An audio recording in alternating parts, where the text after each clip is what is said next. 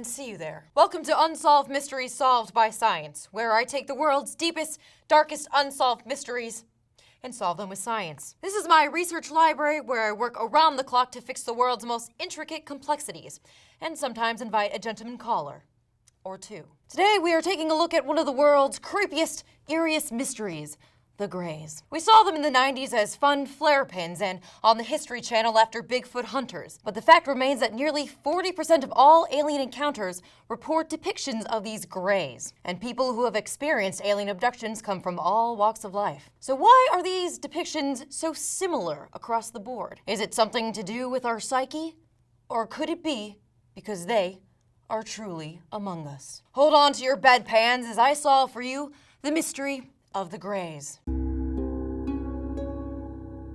The first mention of otherworldly beings fitting the description of the Greys, small body, large eyes, big head, comes from an article written by the famous author H.G. Wells called Man of the Year Million in 1893. Wells also used similar descriptions for his later works in War of the Worlds in 1898 for the Martians that land in their giant spaceships, or, if you're going by the Tom Cruise version, giant iPod holders. Their mention in pop culture was spotty until almost 50 years later, when the Greys started appearing not in fiction, but in real life. The first documented alien abduction was the Antonio Villas-Boas case in 1957. He described a tall humanoid dressed in gray taking him back to their spacecraft. Then they did some gross stuff with some weird stuff, and Antonio stuck with that story his entire life, never denying that incident, even on his deathbed. And only a couple years later, we have the most famous alien abduction case in history, Betty and Barney Hill. In 1961, Betty and Barney Hill, a couple from New Hampshire, reported experiencing an alien abduction that is the first to mimic how we think of them today. Beamed up by a light, operated on by extraterrestrials that were gray with large eyes and heads. And since then, thousands of cases have been documented and recorded throughout history, reaching almost every background, race, religion, and location. And it isn't just all in their heads. Scientific studies have proven that those who claim to have been abducted have the same symptoms as those suffering from PTSD and related trauma. And almost all cases feature gray aliens. So is there a scientific explanation for why we've chosen the Greys to represent all alien kind? And how are so many people having a shared experience of alien abductions by them? Let's take a look at possibility number one. What if the Greys are real? Huh? What if they are truly our closest extraterrestrial cousins floating around in this nebulous galaxy? While it is entirely plausible that there is life on other planets, the idea that they would look and act like these Greys is almost impossible. With a different planet and a different environment, the chance that they would have similar symmetrical features to humans when our own planet has a vast array of life is almost too good to be true. Alien experts agree that while undoubtedly life forms exist outside Earth, they most likely do not have limbs like ours and statures like ours. So if not from outer space, where do these Greys come from?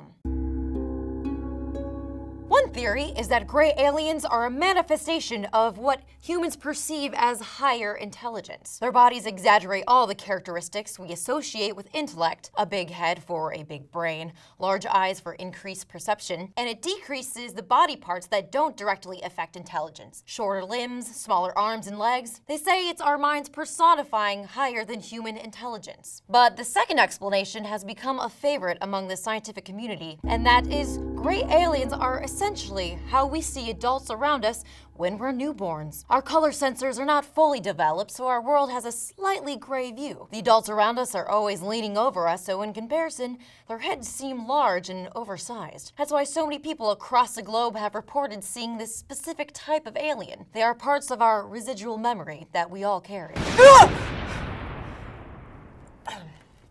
But the newest emerging theory? A few years ago, scientists found a connection between the phenomenon of accidental awareness, or waking up while under anesthesia, and alien abduction cases. Not only do the two have similar visual experiences, being operated under a light, people moving around you in white coats, but they also share the same physical phenomena of not being able to move and paralyzed as people work on you. Sleep paralysis is a similar type of anesthetic, so the similar experience may trigger an abduction episode. In fact, the most famous abduction case, Barney Hill, a few years before this event, he had a colonoscopy. His descriptions and the many descriptions of these encounters describe the Greys as doctors who operated on him. And while some people who awake during surgery remember vividly, many do suppress that memory and don't recall until years later, if ever at all. So instead, it manifests itself as an alien abduction. That is the Greys solved by science. Or is it? We live in a small, small world surrounded by shrouds of the unknown. We peel back a layer only to find several more in its unwinding spindle of doubt. Maybe we are not alone. And join us next time for another episode of Unsolved Mysteries, solved by... Oh, Jesus! Alright, can we stop doing that? Can we stop? That was enough. It's not funny anymore. It just scares me. Thank you for watching this short documentary. Please click the big C to subscribe and the bell to get notifications for when we have new videos. You can also look at the new videos to the left and the right of me. Till next time.